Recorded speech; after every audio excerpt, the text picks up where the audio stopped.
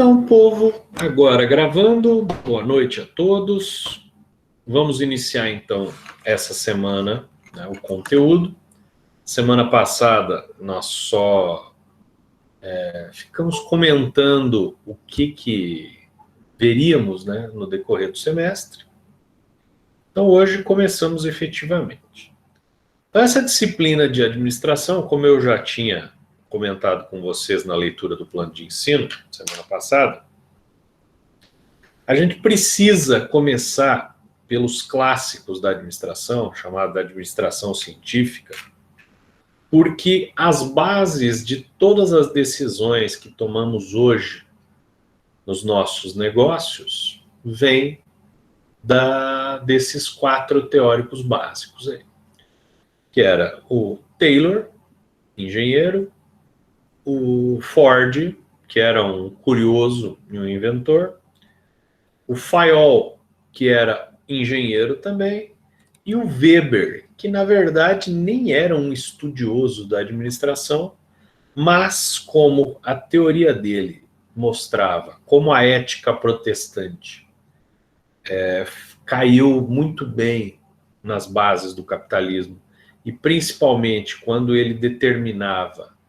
como as pessoas, o tipo de gerência que uma empresa podia ter, o tipo de personalidade dos líderes, e também a questão da burocracia, da importância da burocracia para manter as coisas funcionando direitinho, ele acabou nos anos 50 sendo incorporado aí como um dos teóricos importantes da administração. Então, na data de hoje, nós vamos ver, na noite de hoje, né, nós vamos ver rapidamente o Taylor e o Fayol. Na próxima semana, o Taylor e o Ford. Na próxima semana a gente vê o Fayol e o Weber. Então vamos lá, vou compartilhar aqui a minha telinha com vocês.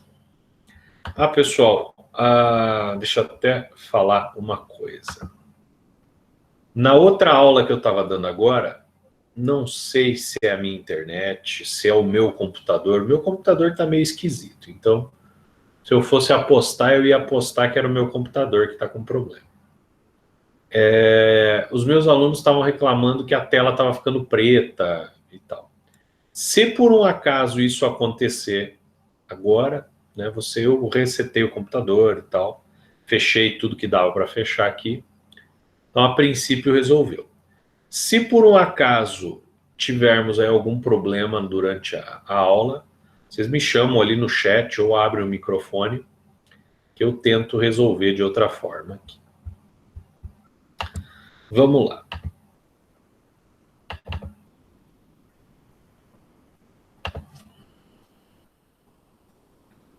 Frederick Taylor e Fayol. Antes da gente falar especificamente sobre esses sujeitos, quem eles eram e etc., e por que eles são importantes, a gente precisa entender também o período que esse pessoal escreveu. Considera-se a Revolução Industrial a partir do final dos anos 1700, né, século XVIII. Uma das medidas possíveis, aí, bastante aceitas, é com o livro do Adam Smith, né, A Riqueza das Nações, publicado em 1776. Então as empresas apareceram, elas foram dando certo, foram crescendo, as eficientes, né?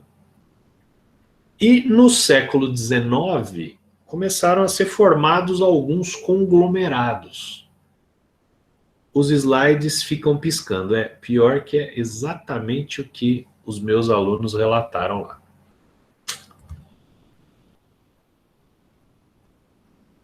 Vamos tentar uma outra transmissão.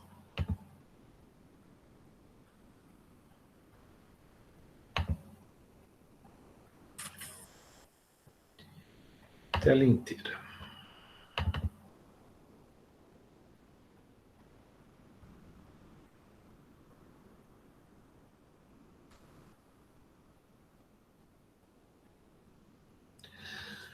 Me escrevam aí se agora continua piscando ou não, por favor. que aí eu já vejo se vamos conseguir continuar assim.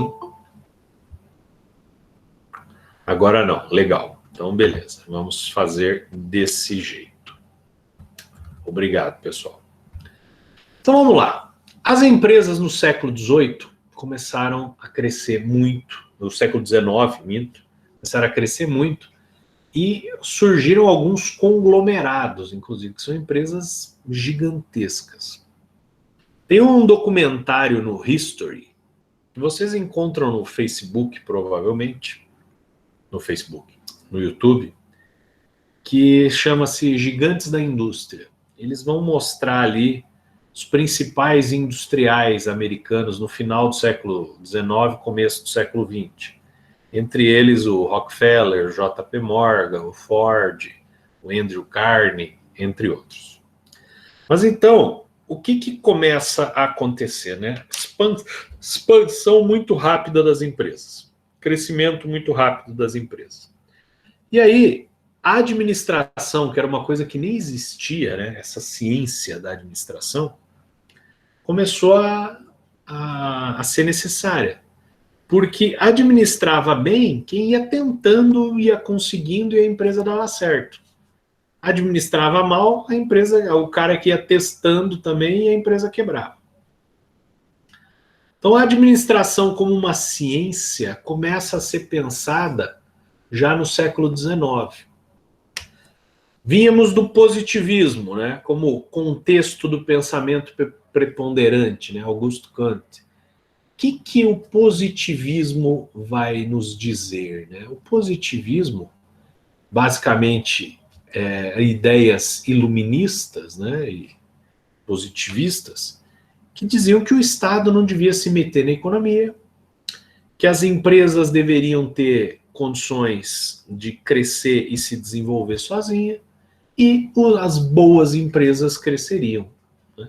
Era basicamente isso. As empresas ruins eram tiradas do mercado, que a gente poderia chamar de darwinismo econômico, né? A empresa que vai bem, ela consegue se consolidar no mercado. A empresa mal gerenciada, ela acaba sendo destruída.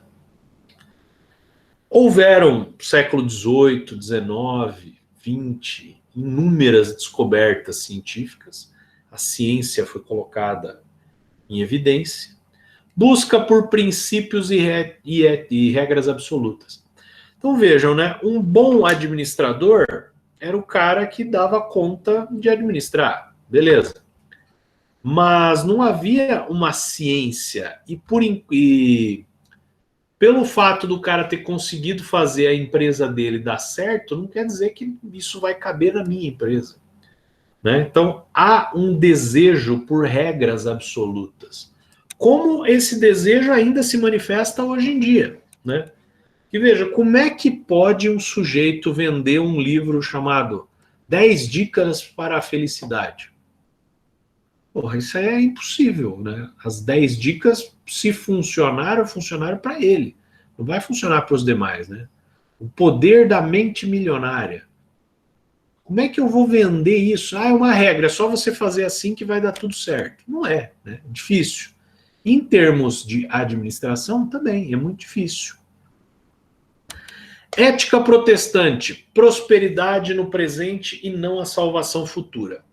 O livro do Max Weber, que não vai ser a base da nossa conversa da semana que vem, mas é importante tocar nele pelo seguinte, né? Os protestantes, né, a partir do século XVII, XVI, começaram a romper com a Igreja Católica em várias agremiações, né?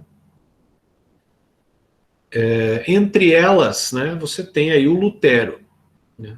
E o Max Weber, quando escreve o seu livro, ele diz que a ótica protestante, ela auxiliava o capitalismo a se desenvolver, diferente da ótica cristã.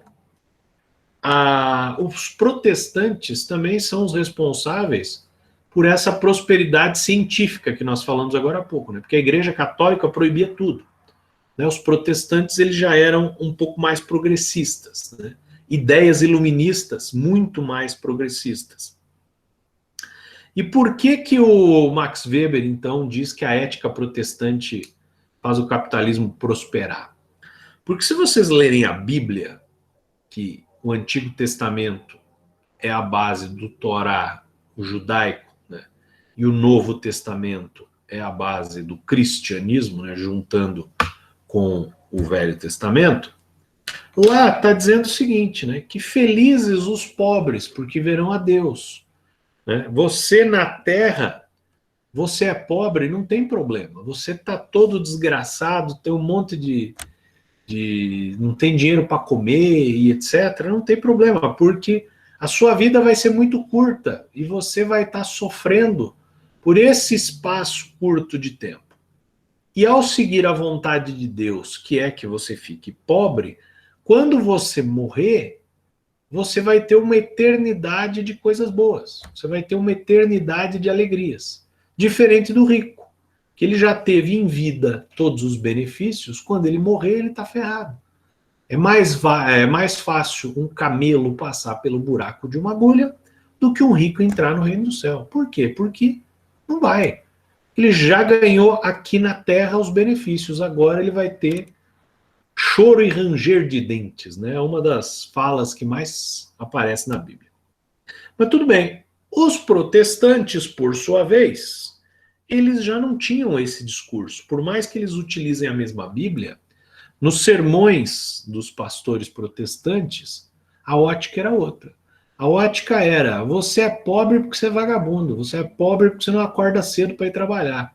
Acorde cedo e vá trabalhar, que você vai ver que você vai ganhar dinheiro, que você vai melhorar de vida. Deus não quer que você seja pobre, não. Deus quer que você seja rico, que todo mundo seja rico.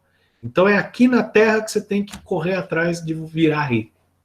Então vejam que até hoje, né, as igrejas chamadas neopentecostais, elas têm esse discurso, né?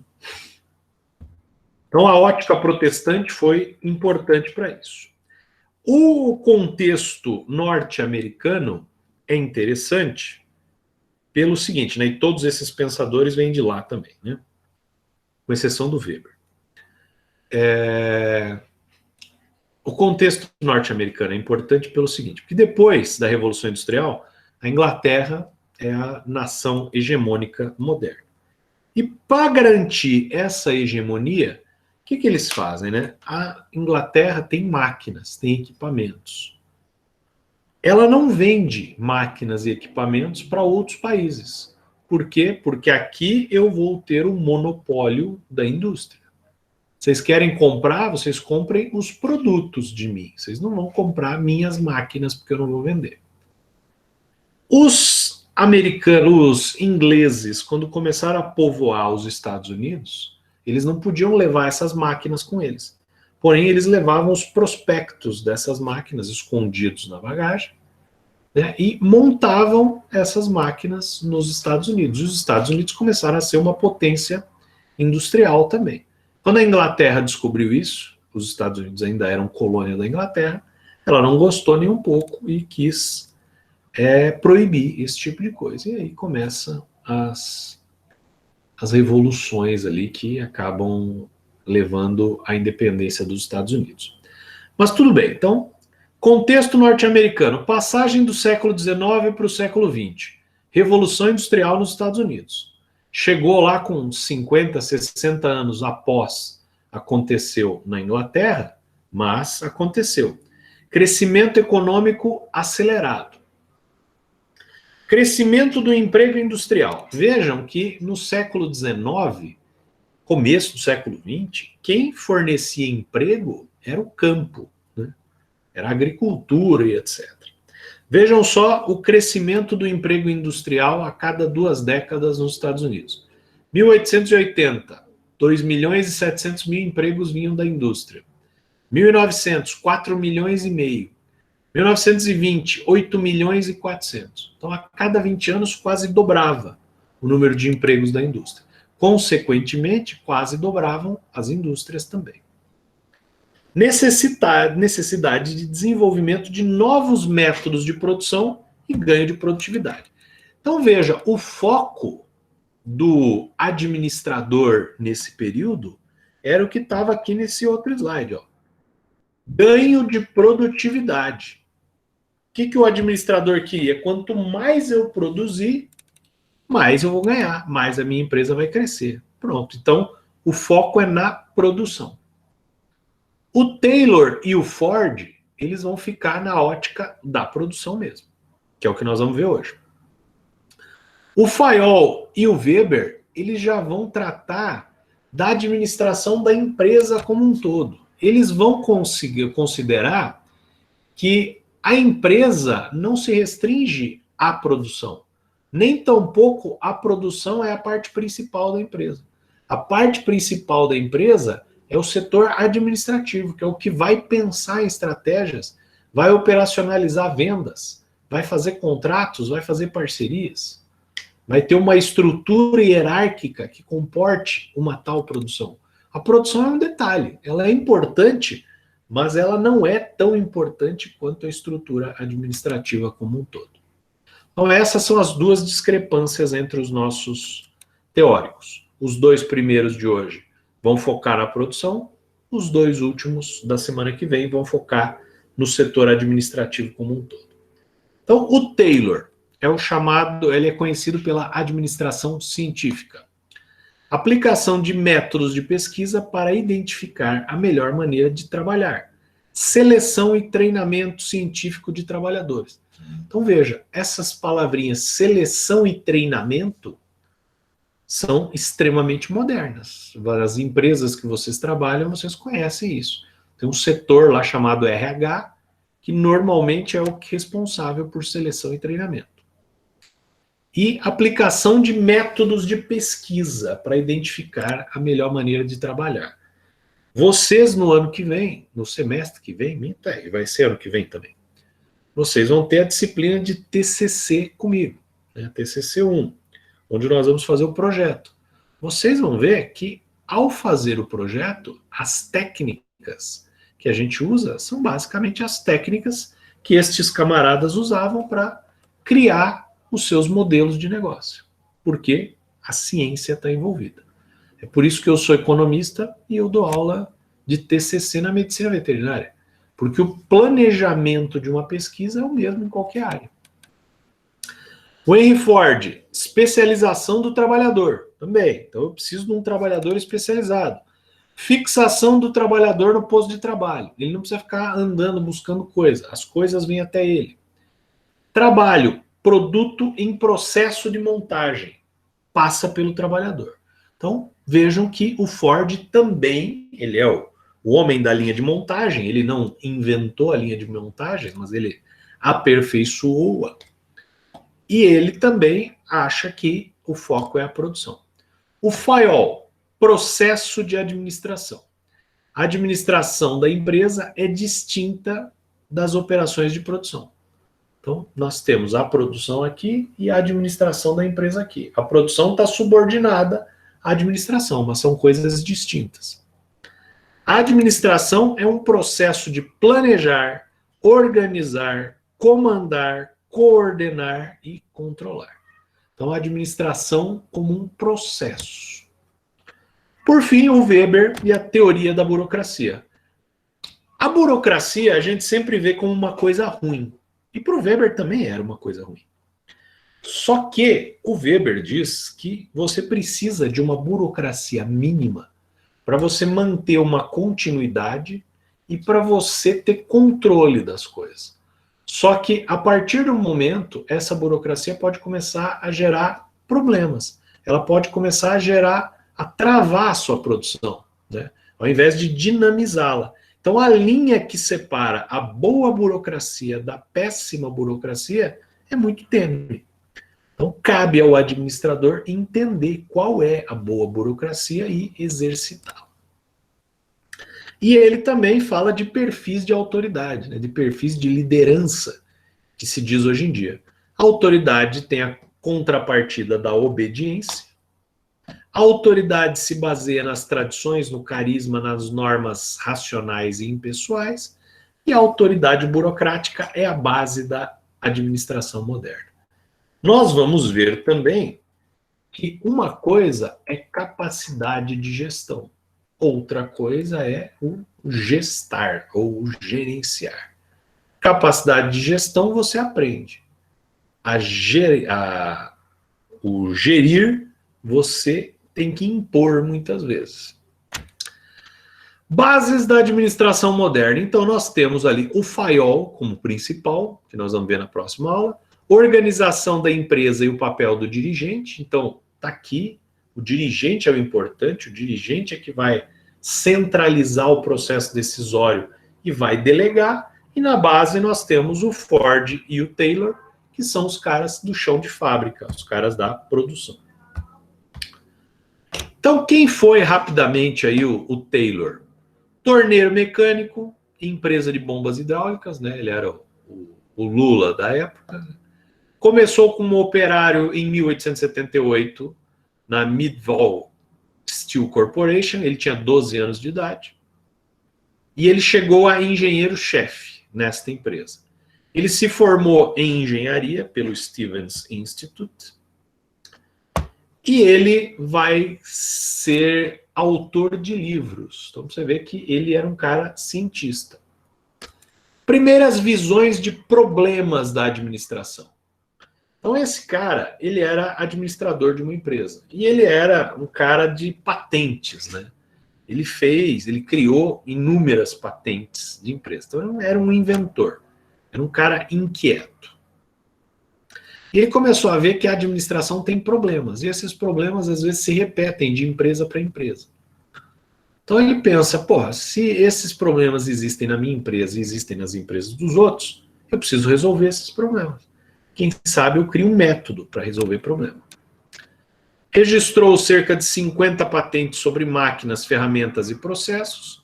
Em 1903 ele escreve o livro Shop Management, Administração de Oficinas, que não tem grande relevância, mas em 1911, sim, ele publica o livro Princípios de Administração Financeira. Esse livro com uma relevância até a atualidade. Como eu mencionei na aula passada, né, esse livro vocês encontram para vender com edições novas dele, né, há mais de 100 anos. Eu vou deixar um para vocês em PDF no Google Classroom. Quem quiser ler, está lá. Não vou pedir ele nas provas, mas vai estar lá. Características pessoais do Taylor. Ele era um experimentador e um pesquisador. Então ele era um cara que ele não era muito de seguir normas, ele queria criar as normas. Ele queria criar, o que vocês vão ver no semestre que vem no TCC, uma metodologia de trabalho. Ele queria criar processos, métodos que fizessem com que o trabalho funcionasse de uma forma mais eficiente. Autor e divulgador de experimentos, formador de uma linha de pensamento. Problemas que as fábricas tinham naquela época. Ausência de noção sobre divisão de responsabilidades. Então você era contratado como operário. Tá, mas o que eu vou fazer? Você vai trabalhar lá. Tá, mas qual que é o meu serviço? Ah, pergunta pro fulano, que ele é operário também, que ele te explica. Então não tinha treinamento, não tinha nada. Se o cara que pegou para te ensinar, ele trabalhasse mal, você ia aprender a trabalhar mal também, porque não tinha nenhum processo. Não havia incentivos para melhora do desempenho. Isso é uma coisa que até hoje acontece, né? Você trabalha numa empresa, se você trabalha bem, muito bem. Ah, o fulano trabalha bem. Se você trabalha mal, o fulano não trabalha muito bem. Mas você não vai ganhar mais por isso, você não vai ser promovido por isso, em algumas empresas. E ali também não. Então, se eu já trabalho muito, ganho pouco, e ninguém me valoriza, para que eu vou ficar desempenhando um melhor trabalho? Para que eu vou querer me aprimorar? Não é verdade? Então não havia incentivos para isso. E por conta disso, trabalhadores faziam corpo mole, né? O cara fingia que trabalhava menos do que devia. Então, hoje em dia, a gente tem uma outra forma de fiscalizar se o trabalhador está trabalhando direito ou não. São as câmeras, né? Vocês entram nas empresas, estão cheias de câmeras, você pensa que é por causa dos roubos. Até pode inibir um pouco o roubo, mas ela não vai proteger de roubos, porque as coisas continuam sendo roubadas. Mas, em compensação, os funcionários e os usuários daquele local são monitorados e você vê o que eles estão fazendo. Por exemplo, você consegue vistoriar o corpo mole. Né? O uso de intuição e palpite pelos administradores. Então, não é via formação. O que você vai fazer? Eu vou fazer o que eu acho que dá para fazer. Ou, sempre fizemos assim, vamos continuar fazendo assim. Né? Trabalhadores com tarefas sem aptidão. O sujeito era contratado, então mas ninguém queria saber qual que era a formação dele, o que ele gostava de fazer, que trabalhos manuais ele levava mais jeito. Não, contrata e trabalha, acabou. Hoje em dia, né, o RH das empresas, ele vai colocando cada pessoa conforme a sua aptidão, conforme a sua formação. Por exemplo, lá na FAG, eu tenho lá um outro setor, né, um administrativo, que é o núcleo de avaliação institucional, e a gente faz as avaliações, fazemos algumas coisas. E eu tenho um funcionário lá, e essa semana o Recursos Humanos estava atualizando os registros de aptidões para o cargo, e ela me perguntou características que precisava ter um funcionário para trabalhar comigo, caso eu precise futuramente de um. E aí, na seleção, ela vai fazer o quê? Ela vai perguntar para o sujeito o que ele gosta de fazer, o que ele tem mais habilidade, e aí ela vai cruzar. Esse cara dá certo para trabalhar naquele setor. Consequentemente, isso é administração moderna e já era uma preocupação do Taylor. Conflitos entre capatazes e operários sobre a quantidade da produção. Usei a palavra capatazes ali no slide, porque é assim que está no livro. E quem são os capatazes? Né? Eram basicamente a evolução dos caras que cuidavam dos escravos. Né? O cara que ficava gritando, que ficava batendo, que ficava impulsionando para a pessoa trabalhar mais. Na fábrica, obviamente, bater as pessoas não vão.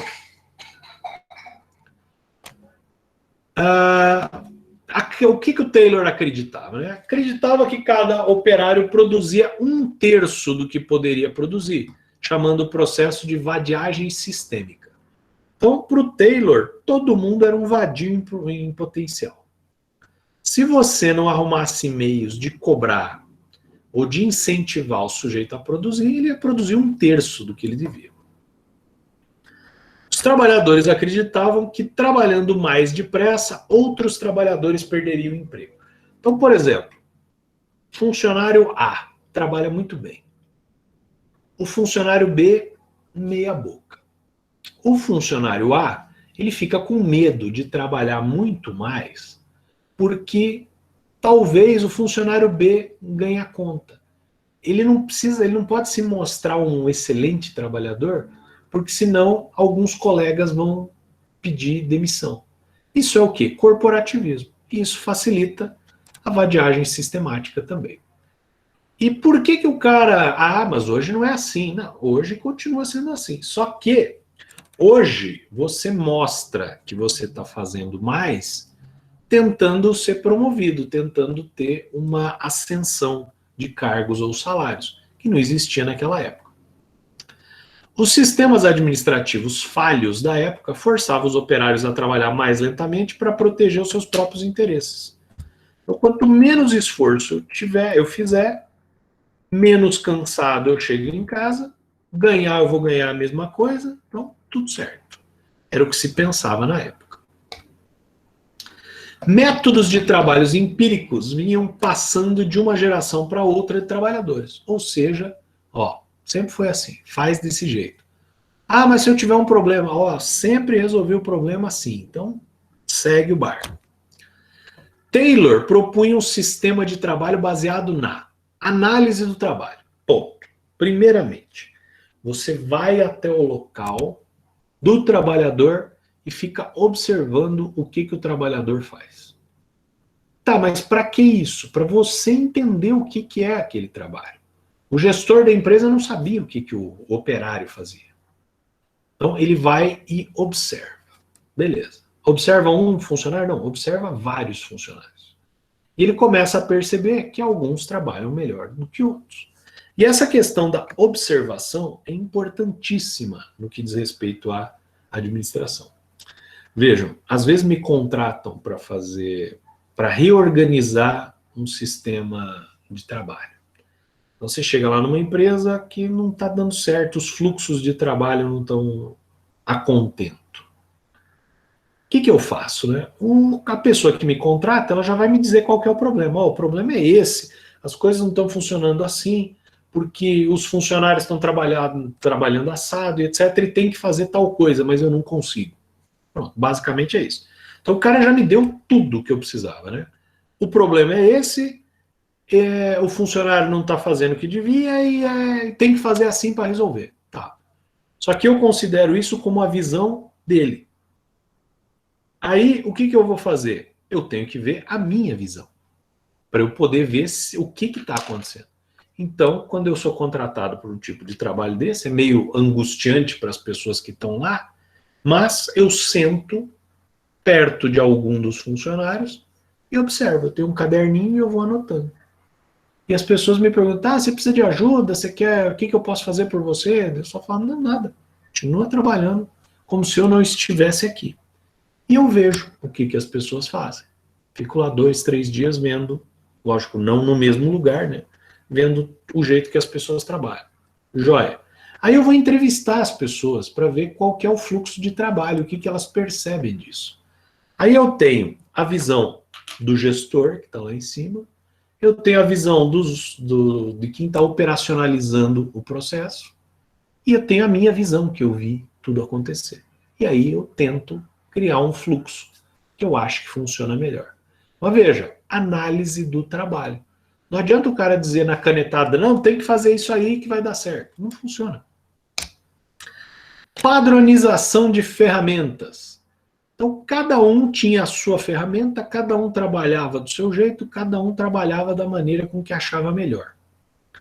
Então, o Taylor, após analisar, ele pode ver, a gente pode criar ferramentas ergonômicas, a gente pode melhorar o local de trabalho, a gente pode criar um local mais adequado, e assim sucessivamente. Seleção e treinamento dos trabalhadores. Então, eu preciso selecionar o cara que é muito bom, para que esse cara muito bom treine os próximos. Eu vou deixar qualquer Zé Mané treinar o pessoal que está entrando, porque aí a minha produção vai para o buraco. Então quem tem que treinar é o cara muito top. Supervisão e planejamento. Tem que ter alguém supervisionando para ver se as coisas estão acontecendo. Mas quem que vai ser o supervisor? Vai ser o cara que não conhece nada daquilo? Não, tem que ser alguém do local. Eu vou ter que promover alguém do local para ser o supervisor, porque é a pessoa que tem condições de saber. Pagamento por produção. Quer acabar com a vadiagem sistemática? Paga pela produção. Quanto mais você produzir, mais você vai ganhar. Aí o que a pessoa que estava protegendo o coleguinha vai fazer? Dane-se você, eu quero ganhar o dobro. Eu vou trabalhar mais. E é isso.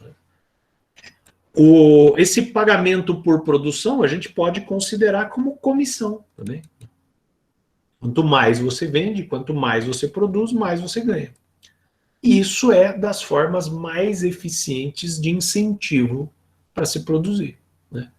Ah, não, mas eu vou fazer uma palestra motivacional, vou mandar vir um humorista aqui, vou fazer um churrasco, os trabalhadores vão ficar motivados. Não necessariamente. E outra, podem ficar até naquele dia, depois o resto do ano não vão ficar. Já, se você diz para ele, olha, quanto mais você trabalhar, mais você vai ganhar, aí ele vai se animar.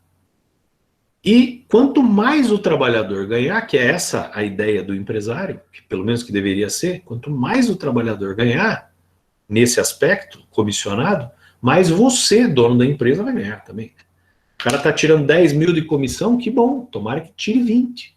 Que aí olha quanto eu estou vendendo. É considerado o pai da administração científica. Então, o método do Taylor se dividiu aí em 3 fases. Primeira fase, ataque ao problema dos salários. Então, nós vamos começar. Ganha mais quem trabalha mais, quem produz mais.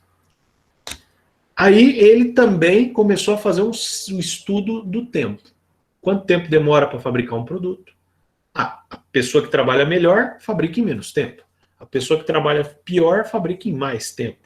Mas pegando as pessoas que trabalham bem, qual que é a média? A média é 15 minutos. Então, pronto. Eu só vou contratar agora pessoas que consigam trabalhar, fazer um produto desse em mais ou menos 15 minutos. Definição de tempos padrão, velocidade máxima. Então, esse estudo. Sistema de administração de tarefas, seleção e incentivos. Então, cada funcionário vai ter tarefas específicas, setores específicos que ele vai trabalhar, e isso vai favorecer que ele trabalhe melhor. Segunda fase, ampliação do escopo da tarefa para administração, métodos de trabalho. Então, uma vez que você já entendeu o processo, você vai começar a criar manuais, você vai criar métodos de trabalho. Definição de princípios de administração do trabalho. Então, olha, para você trabalhar neste setor, neste cargo, você precisa fazer isso. Está aqui, ó, manual. Treinamento. Terceira fase, consolidação dos princípios, porque um princípio só é válido depois que ele está consolidado, ou seja, depois que ele foi repetido, foi analisado e foi avaliado. Proposição de divisão de autoridade e responsabilidades dentro da empresa. Então, as pessoas mais qualificadas, que melhor desempenham os trabalhos, vão para os lugares de chefia, vão para os lugares de autoridade, de responsabilidade, para ajudar na gestão daquele processo. Distinção entre técnicas e princípios. As pessoas, para trabalhar, precisam ter princípios éticos e de convivência e precisam ter capacidades técnicas. Vocês, daqui a 1 ano e pouco, serão veterinários, vocês vão ter técnicas que vocês aprenderam na faculdade.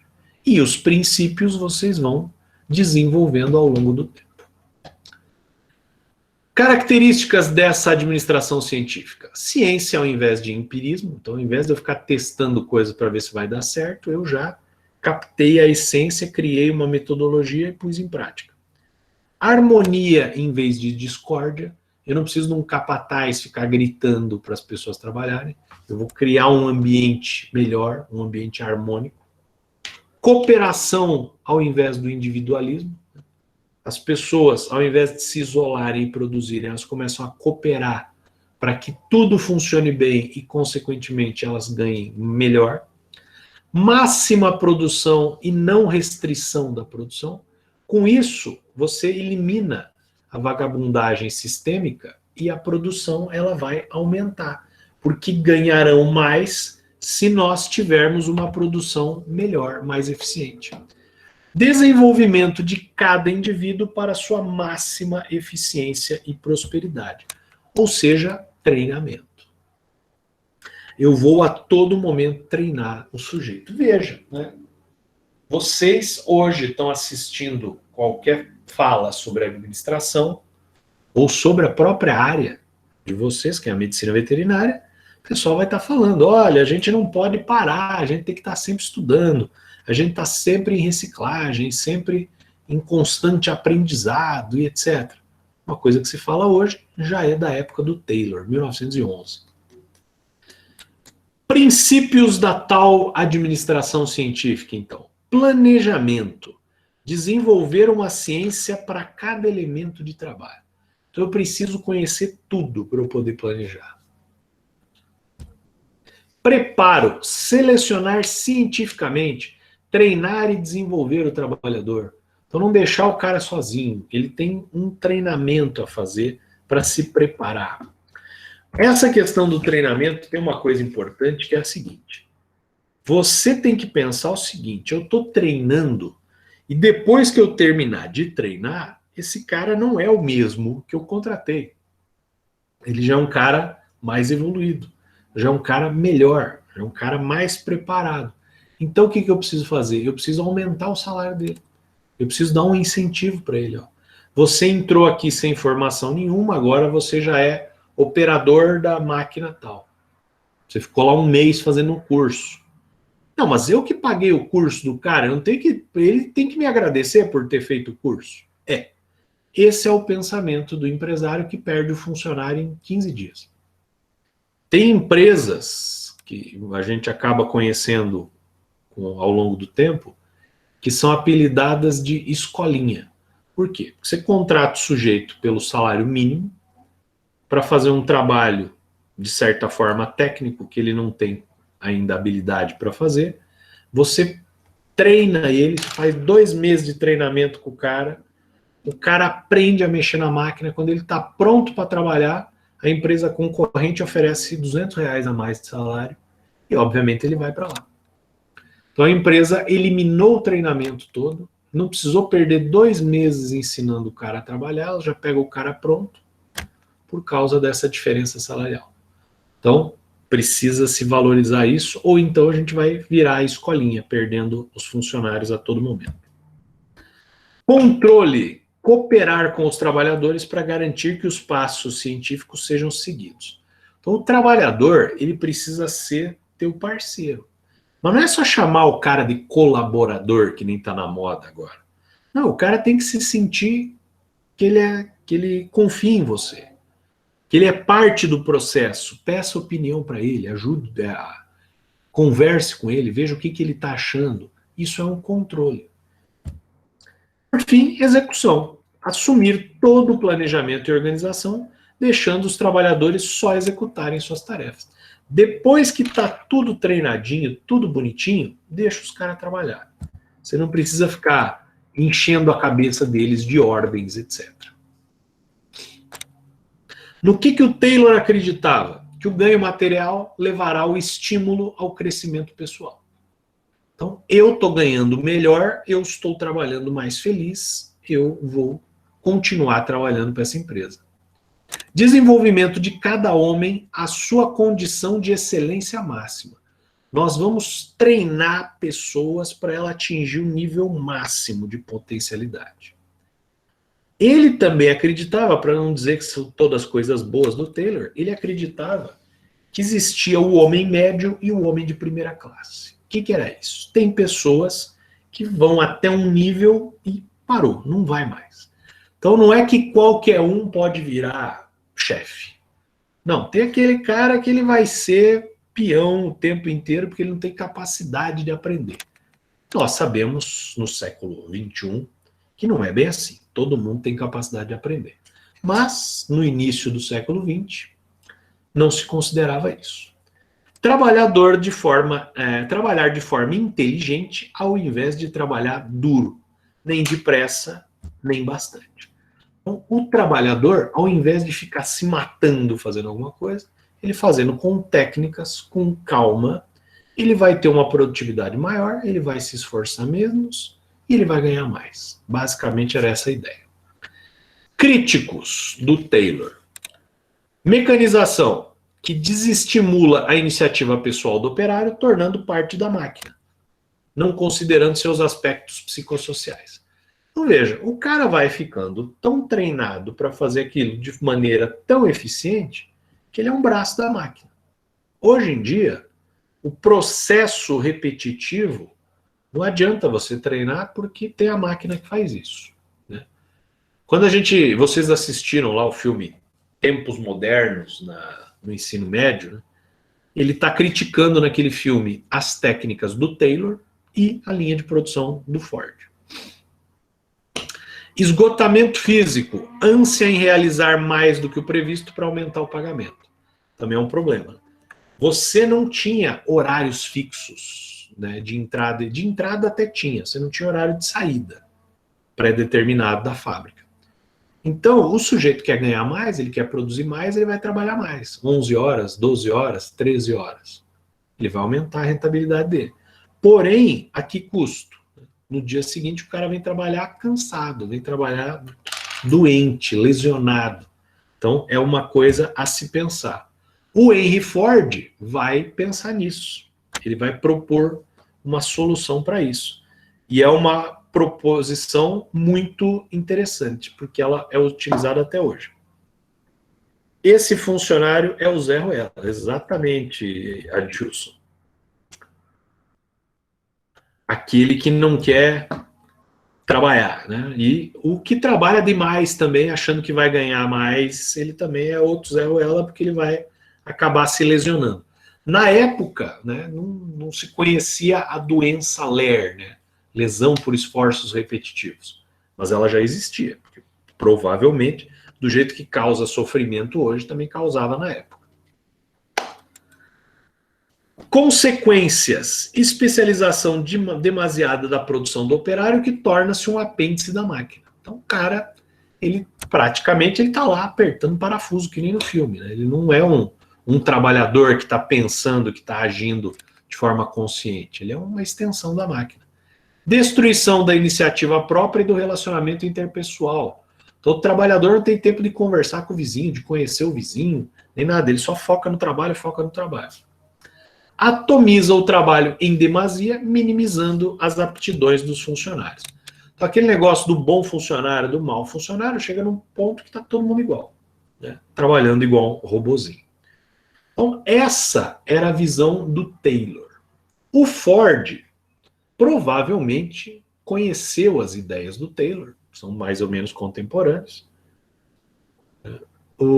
Só que o Ford, ele era um cara também engenhoso, ele era um cara que inventava as coisas, tanto que vocês, no decorrer aí da fala sobre o Ford, eu vou dizer que ele não inventou a linha de montagem, ele adaptou a linha de montagem das máquinas de costura Singer, dos revólveres Colt, para a indústria automotiva, porém, ele ele desenhou toda a linha de produção fordista.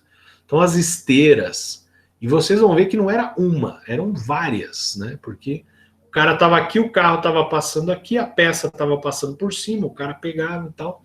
Isso foi tudo tirado da cabeça dele, ele projetou as máquinas.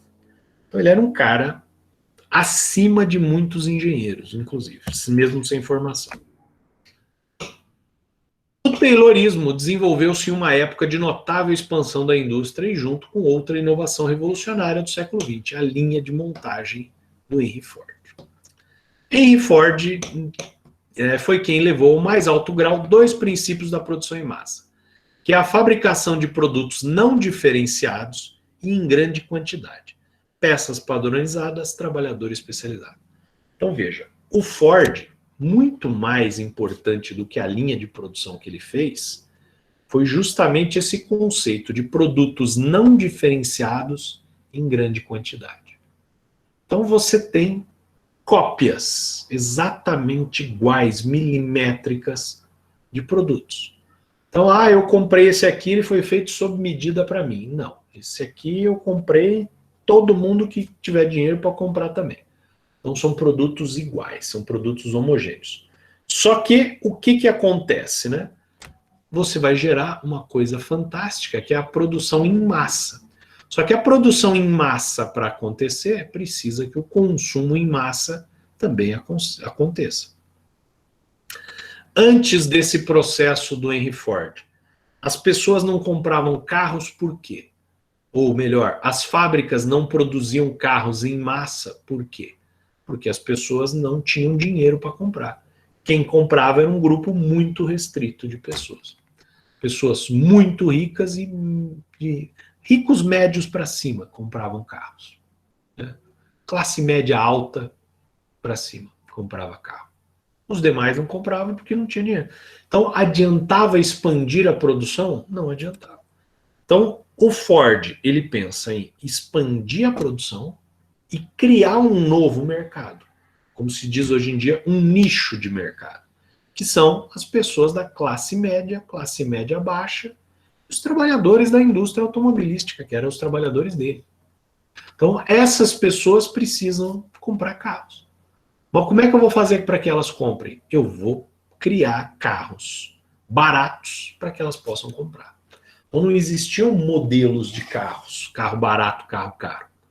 Tanto que se vocês, eu por acaso gosto de carros antigos, se você for analisar, não tinha muito, hoje em dia você vai na Chevrolet, por exemplo, você tem 5, 6 modelos de carros diferentes. Naquela época não tinha, você tinha o Ford T, ponto. Tá, mas se eu quiser uma caminhonetinha, é o Ford T caminhoneta. Se eu quiser, não sei o que, é o Ford T conversível. Não tem muito o que inventar, era aquele carro, acabou. E eram assim em todas as fábricas de carro. Foi precursor deste movimento que incorreu junto com o Taylorismo. A linha de montagem móvel é o sistema de produção em que o produto em processo desloca-se ao longo do percurso enquanto os trabalhadores ficam parados. Então, ao invés do trabalhador ir lá pegar uma peça, voltar e ir montando o carro aqui, não. O trabalhador fica no seu lugar, a peça chega até ele, o carro vem até ele, ele vai montando conforme a etapa do processo. Para isso, precisa de uma outra coisa também que não existia na época, que era a padronização das peças. Os automóveis eram feitos de forma manual. Então, quando você estava lá construindo um paralama, você estava lá martelando aquele paralama para ele caber naquele carro. Você estava martelando aquela porta para ela caber naquele carro. Então, num ferro velho, por exemplo, a porta de um carro do mesmo modelo não ia servir no outro.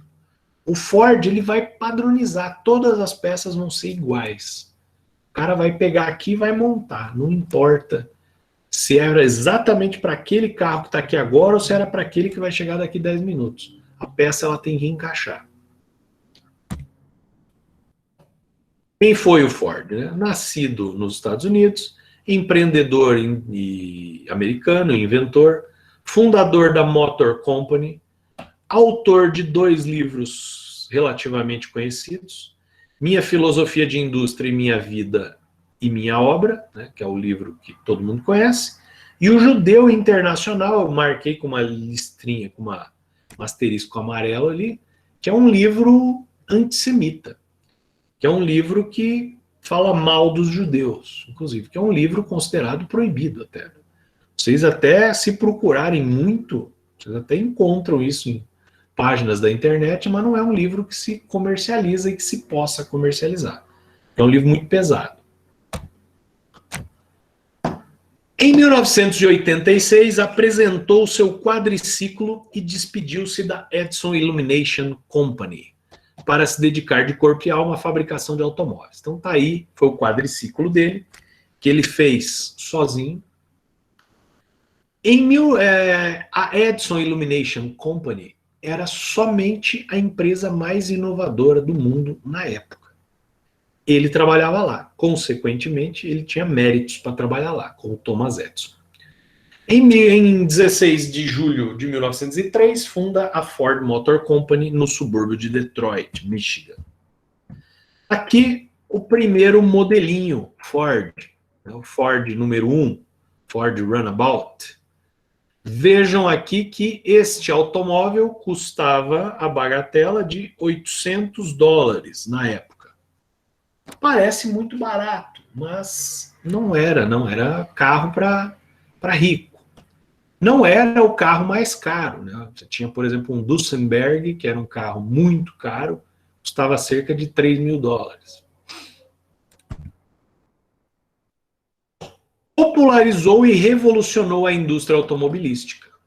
20º projeto da marca, foi fabricado por 19 anos, entre 1908 e 1927. Então veja, esse é o famoso Ford T, 1908 e 1927. Diferenças entre eles. O 1908 ali foi pré-linha de montagem. Era montado à mão. O Ford à direita aqui, o 1927, ele já era montado na linha de produção. A mecânica, a estrutura dos carros é basicamente a mesma. A carroceria mudou um pouquinho, né? Não muito, mas mudou um pouquinho. Só que vejam que o antigo, ele era voltado para um público que tinha dinheiro. Porque vejam, olha só o radiador de latão ali na frente. Você tem peças no volante de latão. Você tem uma buzina de latão. Você tem o estofamento em captonê, em couro. Então não é que aquele era o modelo top para os ricos. Quem comprava estes automóveis eram pessoas que tinham dinheiro, eram pessoas ricas, né? Ou de classe média alta, pelo menos. Então, fabricava-se o carro conforme o gosto da pessoa. E o gosto da pessoa tinha dinheiro, era isso que as pessoas queriam consumir. Quando o Ford populariza, a estrutura do carro é a mesma, porém, ó, o banco já é de vinil, listradinho, não tem aqueles buraquinhos do Capitonê, a carroceria é mais lisa, os acabamentos são todos ali cromados, ao invés de serem de latão. O que você vai fazer é baratear muito o carro com isso. A fabricação ganharia notável incremento a partir de 1914, quando Henry Ford, inspirado nos processos produtivos dos revólveres Colt e das máquinas Singer, implanta a linha de montagem e a produção em série, revolucionando a indústria automobilística. O T era o primeiro carro projetado para a manufatura. Não existia um carro feito para manufatura, ou seja, para produzir em série, rápido. O Ford T foi o primeiro. E até a curiosidade do Ford T é o seguinte, não sei se vocês viram ali, que está escrito que foi o 20º projeto da marca. Né? O primeiro modelo foi o modelo A, depois o B, o C, o D, foram protótipos, até chegar num que deu certo, que foi o T. No começo de 1914, a Ford pioneiramente adotou a linha de montagem móvel mecanizada para a montagem do chassis, que passou a consumir 1 hora e 33 minutos de trabalho, em contraste às 12 horas e 28 minutos necessários no ano anterior. Então vejam, a linha de montagem, ela agilizou tanto a produção que não se demoravam mais 12 horas e meia para montar um carro, apenas 1 hora e 33. E esta aí é a linha de produção fordista. Então vejam, aqui os trabalhadores estão montando o chassi com o motor e etc. O carro está andando sob trilhos aqui, ele continua andando, tem um motorzinho que vai puxando essa linha de produção. E vejam aqui na tela do lado esquerdo, peças passando por cima, por baixo, etc. Eu vou colocar no Google Classroom ali também um videozinho dessa época, das gravações dentro da fábrica, para vocês verem o processo. Isso aí se mexendo e tudo mais. Eu não vou pôr aqui agora, porque o computador já estava dando umas falhadas, é perigoso eu colocar aqui e ele começar a falhar novamente. Então, a ideia era que o funcionário ficasse quietinho no lugar dele, as peças que ele precisava fossem passando, ele pegava a peça, montava aqui, ele não precisava sair do seu stand de trabalho. Consequentemente, ele não tinha tempo para conversar, para fumar, para ir no banheiro, para fazer a vadiagem sistêmica que o Taylor considerava lá atrás. Peças e componentes padronizados intercambiáveis. Na produção massificada, cada peça ou componente pode ser montada em qualquer sistema ou produto final. Para alcançar a padronização, Ford passou a utilizar o mesmo sistema de calibragem para todas as peças e todo o projeto ou processo de manufatura. Então as peças eram prensadas todas da mesma maneira. Não eram feitas à mão, ou o mínimo de acabamento à mão. Esse princípio deu origem ao controle de qualidade, cujo objetivo era assegurar a uniformidade de peças. Então vejam, né? Nós vamos acelerar o processo de fabricar o carro de 12 horas e meia para 1 hora e meia. Provavelmente as coisas não ficavam tão boas assim, né? Porque é muito acelerado. Então, o que vai acontecer? Ah, mas tudo bem, o carro vai ficar bem mais barato. Vai. Mas, se eu vou comprar um carro que é considerado um item até então de luxo, e o carro não tem uma qualidade, as pessoas não vão mais confiar na minha empresa. Então, eu preciso criar um setor de qualidade. Visualizando o quê? As vendas, né? Eu preciso ter uma qualidade para eu poder vender. E aí surge o marketing.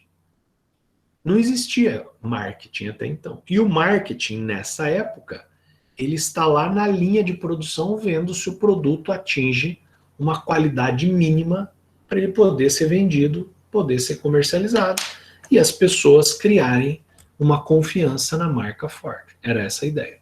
Depois, quando surge a crise de 29 e a Grande Depressão, que as empresas precisam vender e não precisam ter qualidade, o marketing sai da linha de produção e vai para as vendas, como nós conhecemos hoje em dia. Na produção em série ou de massa, o produto é padronizado em seu material, mão de obra, desenho, ao custo mínimo possível.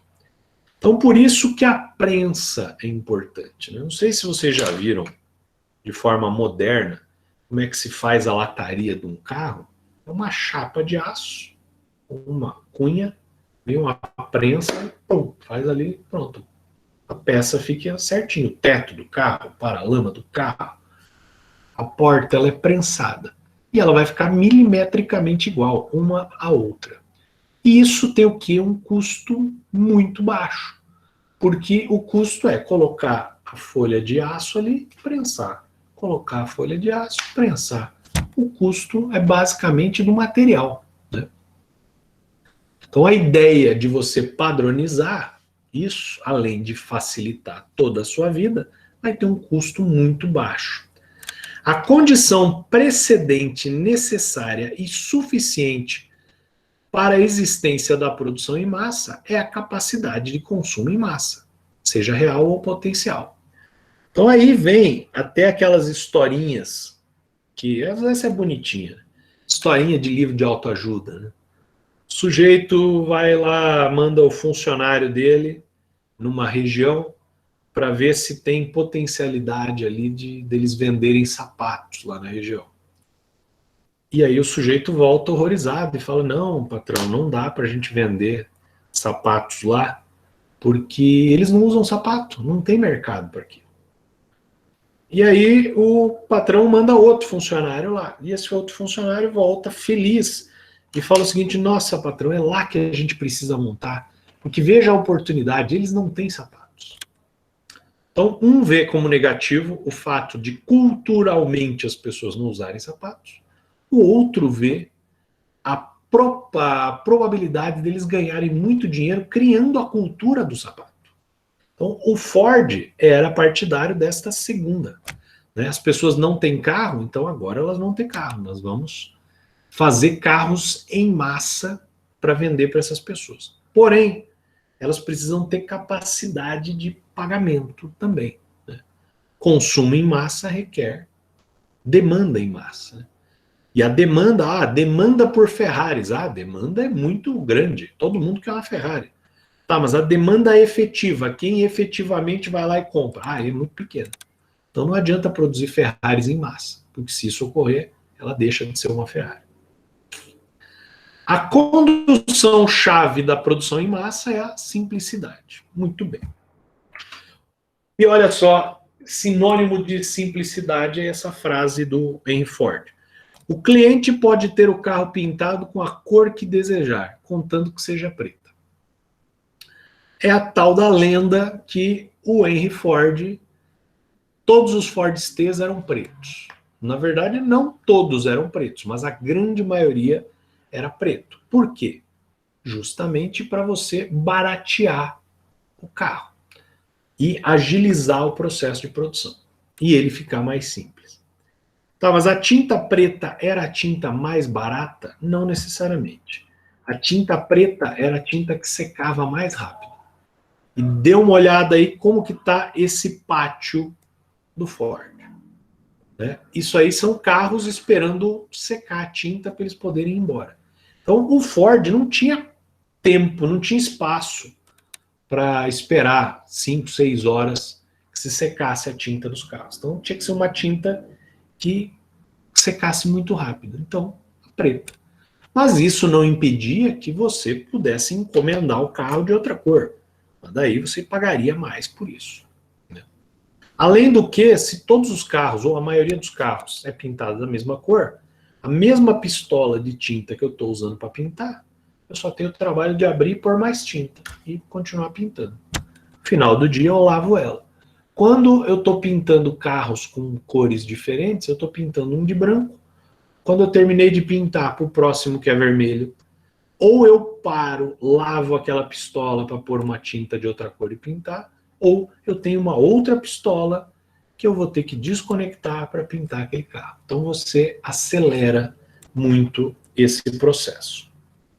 Todos os carros eram pintados de preto, pois devido à enorme quantidade de carros produzidos diariamente, não havia espaço para que a tinta secasse. A tinta que secava mais rápido era a preta, assim a esmagadora maioria dos Ford T's eram pintados de preto. Outra questão aí de redução de custos que o Ford percebeu, né? Na época, todos os carros tinham o assoalho ali, a parte onde a gente pisa, era de madeira.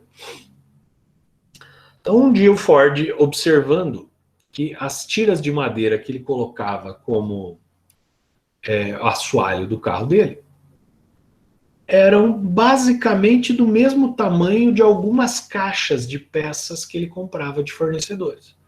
Então, o que ele combinou com os fornecedores? A sua caixa das peças que você vai vender de produtos para mim precisam ter essas medidas. E as caixas já vinham com a medida específica que o Ford mandava. Consequentemente, ele tinha uma equipe que desmontava essas caixas de madeira e as partezinhas desmontadas já formavam o assoalho do carro. Então ele já não tinha mais o custo de produzir essas tirinhas de madeira, elas já vinham prontas. Então, outra redução do custo vinha das caixas com peças utilizadas, as caixas eram de madeira, tamanhos muito específicos, essas caixas começaram a ser desmontadas para montar o assoalho do veículo. 3 aspectos que vão suportar esse sistema. A produção é um produto através do processo produtivo, ela é planejada, ordenada e contínua, não tem espaço para invenção, para adaptação, para fazer de qualquer jeito. É um processo. Tem que ter continuidade. Porque quando esse processo é interrompido, vai arrebentar a produção de toda a linha de montagem para trás. Não é verdade? Porque se emperrar uma parte da linha de produção ali, todo mundo vai ter que parar de trabalhar. O cara que está lá no início da linha de montagem para o cara que está no final, o processo vai se interromper. Tem um vídeo do filósofo Mário Sérgio Cortella, que ele é bastante famoso até esse vídeo. Nos anos 90 ele estava fazendo uma palestra, se eu não me engano, para os professores do Paraná aqui. E ele conta uma história que eu considero que deva ser verdadeira, porque o Cortella não é muito de contar coisas inventadas. Ele conta que uma empresa em São Paulo, que produzia pasta de dente, né, creme dental, ela teve alguns problemas aí com os clientes dela, porque o processo era todo automatizado, linha de produção e etc. E aí a pasta de dente vinha por uma esteira rolante, e daí ela tinha que entrar, o tubo tinha que entrar na caixinha de pasta de dente.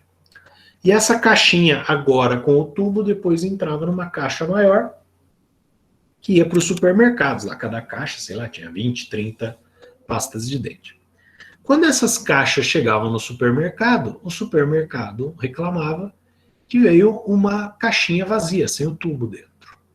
Porque no processo, o tubinho não entrou dentro da caixinha. Muito bem. Aí o que o gestor da fábrica fez? Mandou uma equipe de engenheiros da Alemanha, ficaram lá um mês analisando, fizeram um projeto e desenvolveram uma balança ultrassensível que, em dado momento, a caixinha já com o tubo dentro passa pela balança.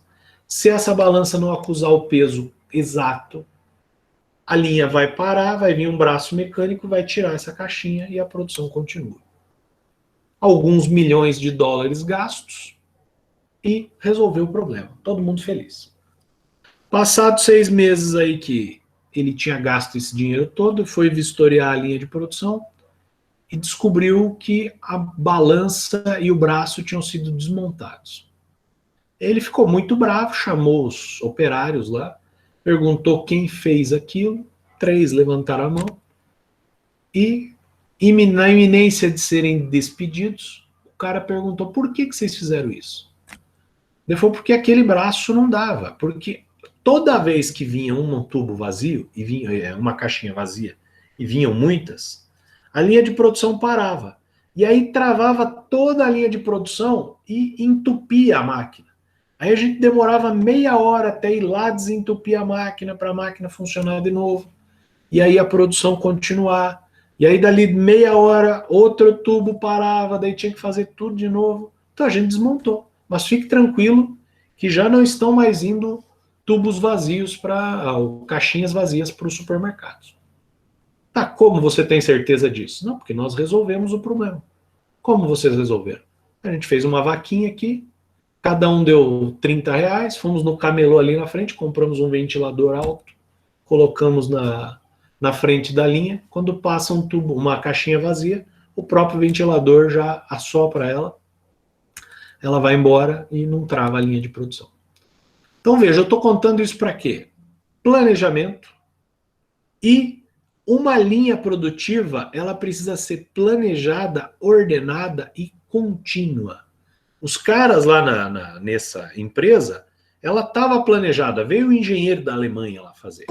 Ela ficou ordenada, resolveu o problema das caixinhas vazias, mas ela não ficava contínua. Todo momento ela ficava engasopando ali, ficava atrapalhando.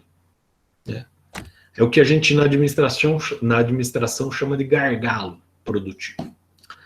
O trabalho é entregue ao trabalhador em vez de deixá-lo com a iniciativa de buscá-lo. Então você elimina também a vadiagem sistêmica. As operações são analisadas em todos os seus elementos constituintes. Então, o Ford, ele quis montar a linha de montagem, ele próprio desenhar, construir, etc., porque aquilo era a vida dele, o carro dele, a marca dele. Ele queria que tivesse tudo funcionando do jeito que ele queria. O Ford, inclusive, não era uma pessoa muito fácil de trabalhar. Ele não aceitava opiniões, ele não aceitava ordens, ele projetava tudo. O Ford T 100% foi projetado por ele. O filho dele, o Edsel, que aí ele já cresceu rico, já era um estudioso, ele foi fazer curso de mecânica e design. Ele desenhou a evolução do Ford T, que foi o Ford modelo A, que entrou em 28, se eu não estou enganado, ou 29. E ele fez o protótipo do carro, escondido do pai dele. Quando o pai dele descobriu, o pai dele demitiu ele da Ford por um tempo, porque ele não admitia que o filho dele tentasse aperfeiçoar algo que já era perfeito, que era o Ford T. Então não teria o que aperfeiçoar. Então não era um cara bom de lidar. Especialização, a produção em massa. Especialização do trabalhador. Na produção massificada, o produto é dividido em partes e o processo de fabricá-lo é dividido em etapas. Então, cada um faz uma parte. Depois, se vocês virem lá o videozinho que eu vou postar da indústria do Ford, vocês vão ver que tem um sujeito lá, ou vários sujeitos, que fabricam meia roda do carro. Só metade da roda. Por quê? Porque provavelmente, pela análise do Ford, produzir meia roda de cada vez agilizava o processo. Depois essas duas eram juntadas e feita a roda. Cada etapa do processo produtivo corresponde à montagem de uma parte do produto. Cada pessoa e cada grupo de pessoas tem a tarefa fixa dentro de uma etapa de um processo pré-definido. Então o cara só vai fazer aquilo. Basicamente, novamente, o filme lá do Charles Chaplin, Tempos Modernos.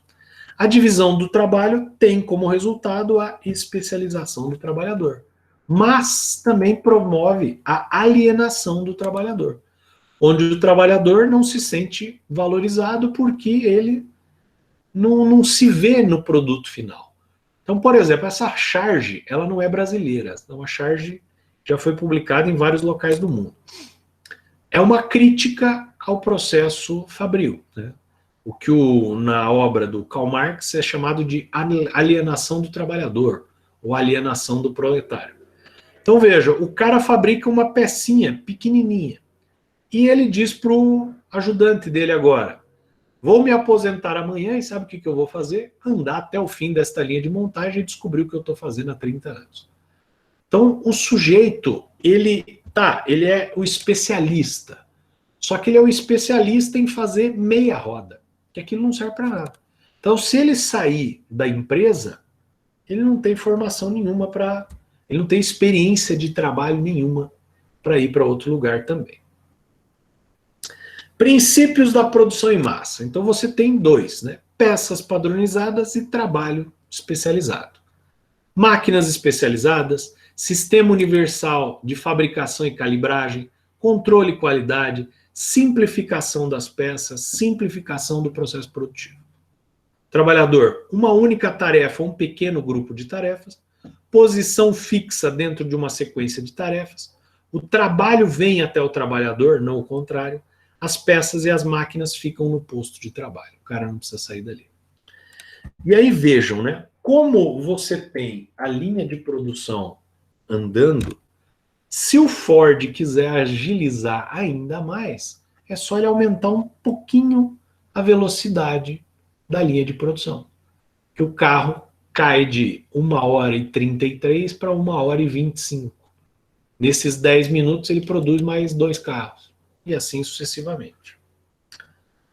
Princípios do Fordismo. Você tem o princípio da intensificação, consiste em diminuir o tempo de duração como emprego imediato nos equipamentos e na matéria-prima, e rápida colocação do produto no mercado.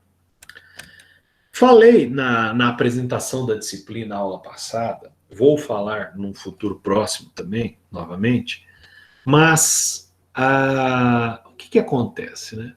Quanto mais rápido eu puser o meu produto no mercado, mais rápido eu recebo e mais rápido eu pago as minhas contas. Então, isso é o princípio da intensificação. Eu vou colocar mais rápido possível para eu receber mais rápido. Princípio da economicidade. Consiste em reduzir ao mínimo o volume de estoque de matéria-prima em transformação. Por meio deste princípio, Ford conseguiu fazer com que o seu trator ou automóvel fossem pagos à sua empresa antes de vencido o prazo de pagamento da matéria-prima adquirida, bem como do pagamento dos salários. A velocidade da produção deve ser rápida. Então veja, ele recebia, você ia lá fazer um pedido do carro, você já pagava. O Ford recebia o carro 2 semanas antes, 3 semanas antes de fabricar esse carro. Consequentemente, ele já tinha dinheiro para pagar a matéria-prima. Consequentemente, ele agilizava todo o processo. E o princípio da produtividade consiste em aumentar a capacidade de produção do homem por meio da especialização da linha de montagem. Então, o homem sozinho, ele demorava 12 horas e meia para fazer o carro. O homem na linha de montagem demora 1h30. O operário, neste sentido, pode ganhar mais em um mesmo período de tempo e o empresário, por contrapartida, tem a sua produção aumentada. Então, o Ford pode, ou a indústria pode pagar melhores salários por produtividade, como o Taylor já previa. Isso agiliza a produção. Porém, o Ford ele pensava de um outro modo, de uma evolução já do pensamento do Taylor. O Taylor achava que se ele pagasse por produtividade, o trabalhador ia querer ganhar mais, ele ia produzir mais, consequentemente ele ia ficar mais tempo trabalhando. O Ford já via isso de uma forma ruim. O cara que vai ficar 12 horas trabalhando aqui, amanhã ele vai vir trabalhar cansado, ele não vai trabalhar bem. Então eu não quero que ele fique 12 horas aqui. Eu vou limitar, ninguém vai trabalhar mais que 8 horas por dia. Bom. Mas eu queria ganhar mais, etc. Não, você vai ganhar mais, porque eu vou pagar os melhores salários da região. Consequentemente, eu só vou contratar os melhores. A visão de Ford: construir um carro a motor para toda a população. Será de preço tão baixo que nenhum homem com um bom salário não seja capaz de adquirir um deles e aproveitar com sua família a bênção das horas de prazer dos amplos espaços de Deus. Quando eu tiver terminado, todos poderão adquirir um carro e todos o possuirão. Este era a visão de mercado do Ford. Ele queria que todas as pessoas pudessem ter um carro. Então, em 1908, ainda não tinha linha de produção. Sistema artesanal, 12 horas e meia por chassi. Redução de tarefas, peças colocadas nos locais exatos, trabalhador vai de carro em carro. Isso gera, 1914, linha de montagem, trabalhador parado, 1 hora e 33 por chassi. Em 1923 foram produzidos 2,1 milhões de unidades do modelo T. Só em 1923. Então veja o que a fabriquinha conseguia gerar de carros. Em 1926, a Ford montava automóveis em 19 países, além dos Estados Unidos. Então, as outras fábricas de automóveis exportavam carros para outros países. Tanto que vocês já viram calhambeques aqui no Brasil, né? Ford, Chevrolet, Chrysler, etc. Então, as fábricas exportavam. Porém, o Ford começou a montar carros em outros países. Ele começou a montar fábricas de carros em outros países. Chegou em 1926, 19 países tinham fábricas da Ford. No Brasil tem uma experiência interessante, só que não funcionou, que é a Fordlândia.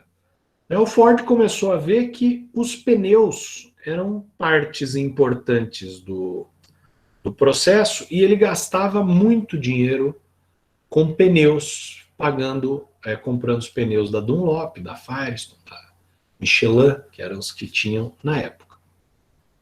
E aí ele pensou o seguinte: eu vou montar uma fábrica de pneus para servir a minha produção.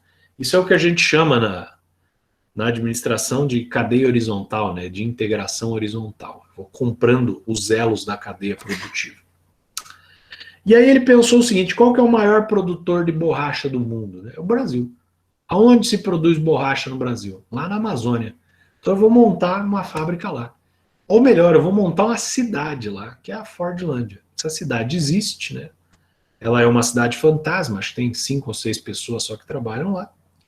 Com a crise de 29, a Grande Depressão, o Ford abandonou a ideia de fazer a fábrica dele de borracha lá, mas ele montou toda a infraestrutura.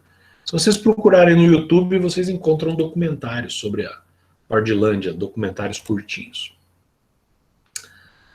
Ford não fazia segredos de suas técnicas que passaram a ser utilizadas por todas as empresas nos Estados Unidos. Ele mostrava, inclusive, ele fazia visitas guiadas na fábrica, mostrando como funcionava. Só que o Ford também era um cara bastante malandro. Né?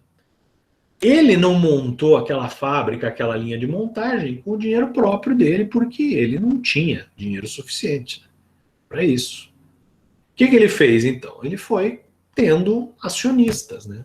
Ele abriu o capital da empresa e foi recebendo acionistas. Chegou um ponto na vida dele que ele achou que ele deveria ser o dono sozinho daquela fábrica. Então não deveriam ter acionistas lá. Então ele tentou comprar as ações dos acionistas e eles vendiam, só que vendiam pelo preço que eles queriam, preços altos. Né? E aí o Ford, para você ver como ele era malandro também, né? Ele teve uma sacada que foi a seguinte, né? Ele anunciou que ele abandonaria a empresa. Ele ia viver a vida, ele ia pôr o filho, né, o Edsel, no seu lugar. Então o Edsel seria o presidente da empresa, ele seria o responsável pela produção e tudo mais. E o Edsel, era um menino bom e tal, inteligente, mas ele não tinha o traquejo do pai dele, ele não tinha o carisma do pai dele. Então ele ia dar uma entrevista, ele gaguejava, ele não era uma pessoa imponente. E o que aconteceu? As ações da Ford começaram a despencar, porque os acionistas pensaram, porra, a hora que esse cara assumir a empresa vai quebrar. E aí o Henry Ford, ele não estava querendo abandonar efetivamente a presidência, ele continuou por trás. Só que ele deixava o filho se queimar justamente para as ações da empresa cair. E aí ele foi comprando essas ações a um preço muito baixo.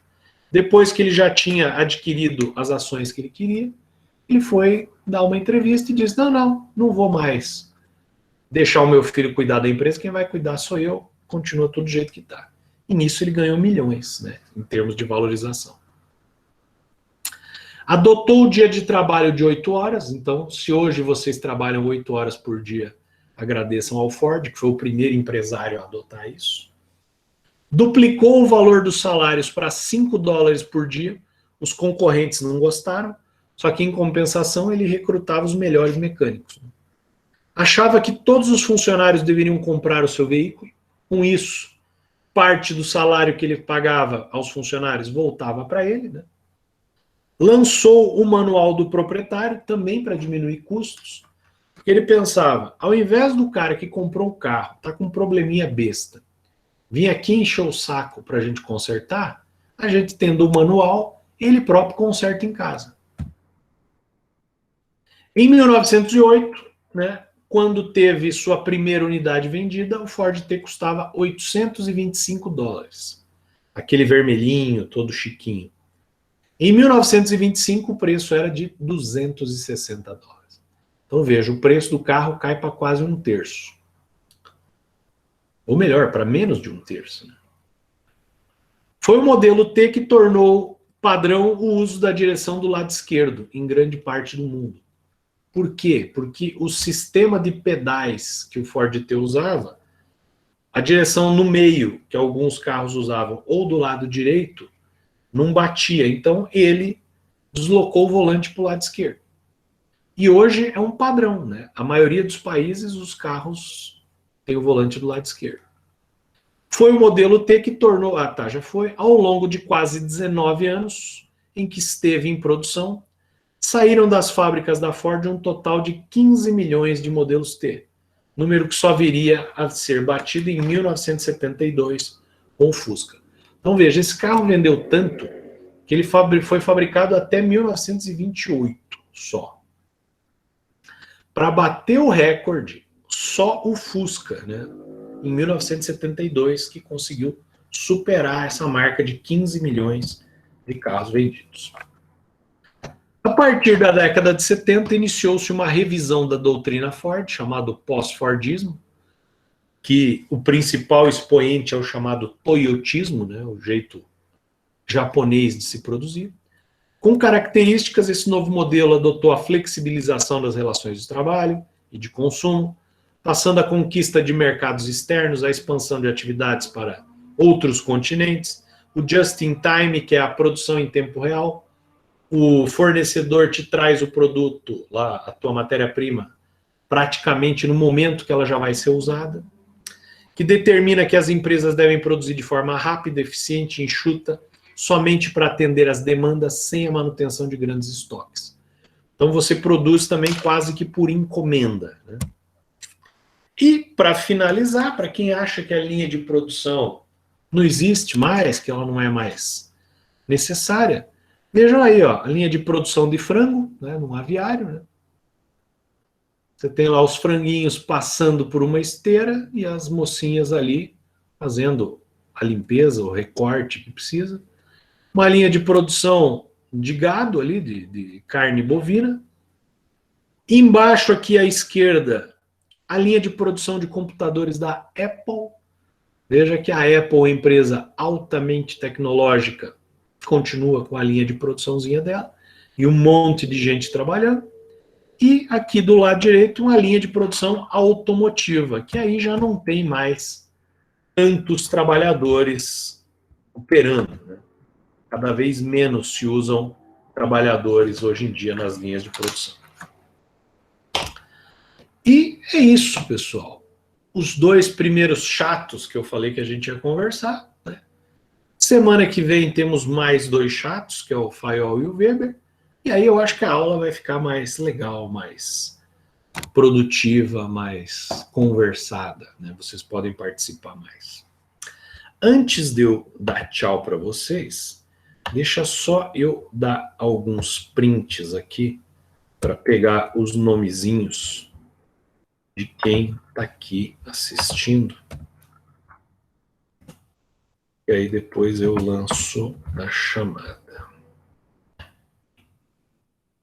O esquema de dar um oi, ele não, que eu pedi da aula passada, não é tão interessante porque fica tudo bagunçado, né? Não fica em ordem alfabética. Por aqui fica bonitinho, ordem alfabética.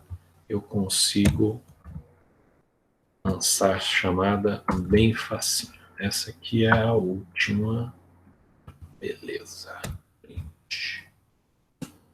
Pronto, pessoal. Então, se não tem nenhuma dúvida, obrigado ali ao Adilson, que mandou um abraço.